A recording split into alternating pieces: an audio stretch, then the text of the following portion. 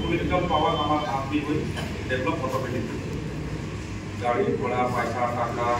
संवैधानिक power MLA MP MN सब कुछ और एखान पॉलिटिकल पावर हमारा हाथ में ना है जीरो जो एमएलए एमपी लगाए मान कोनो गारंटी ना है एखान फेंकाई जाता तो तीन का सब्जेक्ट है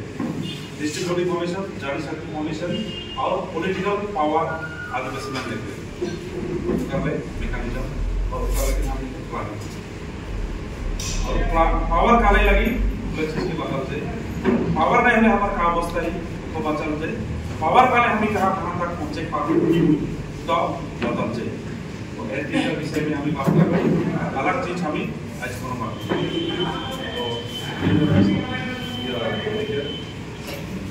तो स्वागत है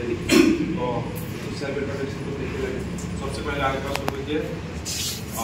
पारगाती आगे पर उद्गम जोहार मोहम्मद परिवार और आसागर सेंट्रल कमिटी के सभापति और घर लगे उधर एमपी मोना जोहार का আমি এটা হতে সিদ্ধান্ত নিয়েছি কারণ পাবো নাই আজি 1947 এর পর তো আমি হয়তো আখাই করে থাকি হতায় হেল্পে করিল হতায় আমার মানুষ ভোটে গেলে কোনদিন তো কাজ করা পালি কিবা পালে নাকি আমার জাতি 1947 এর পর কি পাইছে হিসাব করছো কম্পেয়ার টু বেলে আর সরকারে কব যে বিজেপি সরকারে কব যে এসটি নীতি বিলাই আরিয়া ভাগ করি আছে খ্রিস্টান বিলা ভোট দিয়া না হিন্দু বিলা ভোট দিছে আমার আদিবাসী তো হিন্দুই নাই রে আমি তো সারনা সরকার বুঝি পা আমার আদিবাসী বিলা কিও হিন্দু আছিল ইন্ডিয়াও হিন্দু নয় আমার আদিবাসী বিলা সারনা বিজেপি সরকার জানি রাখ আমি সারনা খ্রিস্টান হব পালে আমি সারনা ধর্ম ইটো পালন কৰো ইটো আমাৰ জাতীয় ধৰ্ম হয় ইয়াত কোনো হিন্দু খ্ৰীষ্টান লগত লেনদেন নাই এই কাৰণে আমি পালন কৰো এই কাৰণে আমাৰ জাতীয় পৰম্পৰা এইবিলাক সব আমি মানো কাৰণ ইটো আমাৰ জাতীয় খ্ৰীষ্টান হিন্দু লগত মতলবে নাই একদম স্পষ্ট কথা বিজেপি সৰকাৰে আমাৰ জাতিৰ মাঝে ঘুমাই পেলাই হিন্দুগিৰি কৰাব খোজে খ্ৰীষ্টানগিৰি কৰাব খোজে আৰ দিয়া এসটি দিব নোৱাৰি পেলাই কই আছে খ্ৰীষ্টান ভোট দিয়া নাই হিন্দু ভোট দিয়া নাই এটা আমি বট হিসাব কৰিম কেমান জন কোনে ভোট দিছে তো হিসাব কৰি দেখাব পাৰিব লাগিব বিজেপি সরকার কারণ দেখে ধরে সরকার থাকে দেখে ধরে এসপি ডিসি থাকে আমার থাকে নি দেখে ধরে অফিসার্স থাকে আমার আছে নাকি ওদিকে এবাৰৰ পৰা এই ভোট বক্সত হিসাব কৰি কোনে কেমান ভোট দিছে আমার মানুষ ভোট দিয়া আছে নাকি আমার মানুষ ভোট নিদিলে কামাখ্যা প্ৰসাদ কি জিতলে হয় নাকি আমার মানুষ ভোট নিদিলে বাই ইলেকশন বিহালী ভোট জিতলে হয় নাকি ককচোন কিয় জটিল করে আছে ওদিকে বিজেপি সরকারক আমি স্পষ্ট করে দিব খুঁজি আছো অদখম আদিবাসী ছাত্রতা আগৰ পৰাই স্পষ্টবাদী এতিয়াও স্পষ্ট পাম নাপাম বেলেগ কথা কিন্তু জাতি হৈ পলাই কিন্তু লাস্ট লৈকে ফাইট কৰিম কিন্তু আমি বুদ্ধি দিছো আর ইটোই আজেন বিটানো যেটা সিদ্ধান্ত হব রাখিব যে আমার জাতি জিয়া রাখিম না আমি খালি বেলেগৰ ফলত কাম কৰি থাকি লেবাৰ হিসাবত আমাৰ জাতি লেবাৰ নহয় অনুৱা হৈছে আমাৰ মানুহ লেবাৰ আমাৰ জাতি এই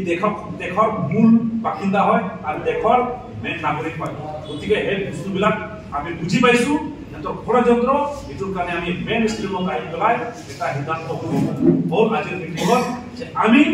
নিজৰ জাতিক যদি বচাব লাগলে আমি নিজে লাগিব কোনো বিজেপি কোনো কংগ্রেস আমাক যে নিদিব এটা স্পষ্ট হল এটোর কারণে অদখম আদিবাসী ছাত্র সন্থা লিডিং অর্গানাইজেশন হিসাবত সকলো জনগোষ্ঠী আমাৰ আদিবাসী যেমানটা সাব ট্রাইব আছে সকলো লগত মিলি পেলাই 2026 আমার আদিবাসীর এমএলএ এমপি স্কোরত ভরাবার কারণে আমি যুঁজিম উইদাউট এনি পয়সা টকা মানুষবিলাক কব খোঁজে ইলেকশন হলে পয়সা লাগে ভোট দিব লাগে তার কারণে পয়সা দিয়ে উপকার আমার আদিবাসী তো একটু ভয় পাই দে পয়সা নহলে ইলেকশন খেলব নোৱাৰিব তেতিয়া মানুহবিলাক নাহিব এইটো টোটালি মেন ডাইভাৰ্ট কৰাৰ এইটো শব্দ হয় ভোট যদি নিজৰ জাতিক দিব লাগে তাৰ পয়সা কিয় দৰকাৰ গতিকে এইবিলাক আলোচনা বিলোচনাৰ কাৰণে আজিৰ মিটিংটো আহ্বান কৰা হৈছে আৰু মিটিঙৰ জৰিয়তে আমার আদিবাসী 26 পেছন কিন্তু বেলেগ পিকচার হবে একদম স্পষ্ট কথা বিজেপি কি করে নকরে আমার কথা কব লাগা নাই কারণ বিজেপি আনা মানুষ কিন্তু প্রথম আমি আছি অদখম আদিবাসী ছাত্র সন্থা কোনোদিন পলিটিক্যাল মিটিংত যাব নোৱাৰে কিন্তু এসটি পাম বুলি কোৱাৰ কাৰণে আমি যদিও স্টুডেন্ট বডি আছিল তাৰ পিছতো আমি কিন্তু লিড লৈছো কিন্তু আজি আমি বুজি পালো যে বিজেপি আমাক রাম ভগন দিলে টেঙাম একবার বিক্রি হয় বারে বারে নহয় কিটোৰ কাৰণে এবাৰ আৰু টেঙাম আদিবাসী জাতি নাখায় একদম স্পষ্ট নিজস্ব স্টেপ লব আর নিজস্ব জাতিক বচার কারণে যে পদক্ষেপ হব তাত আমার জাতিয়ে ভরি দিব এইটো স্পষ্ট সিদ্ধান্ত লোৱা হল আজিৰ মিটিঙৰ জৰিয়তে 2026 এই ইলেকশনত আদিবাসী ইন্ডিপেন্ডেন্টলি ফাইট কৰিব আৰু নিজস্ব পলিটিক্যাল পার্টিক লৈ পেলাই আমার এমএলএ এমপির দ্বারা আমার যেটা আজি পেন্ডিং ইস্যু আছে এটা সলিউশন কাম আনি এখানে 2026 আমার যাই ভারত পার্টির নামত আদিবাসী বিলাকে প্রতিদ্বন্দ্বিতা করব কন্টেস্ট করব আর তার যোগেদি আমি এমএলএ এমপি বনাই লৈ যাম সেকেন্ড নাম্বার পয়েন্ট হল আজির পৰাই যেবান ডিস্ট্রিক্ট কমিটি মানে দুর্বল হয়ে আছে এই ডিস্ট্রিক্ট কমিটি বিলাক হব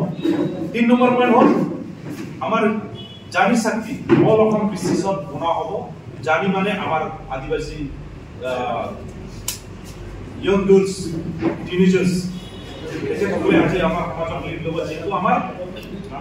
মেইন ভূমিকা আমার মহিলা বিলাকে লব আমার জানি বিলাকে লব এটো মানে 3 নম্বৰ পয়েন্টত আমার জানি শক্তি অল অসম বিসিসত বনা হব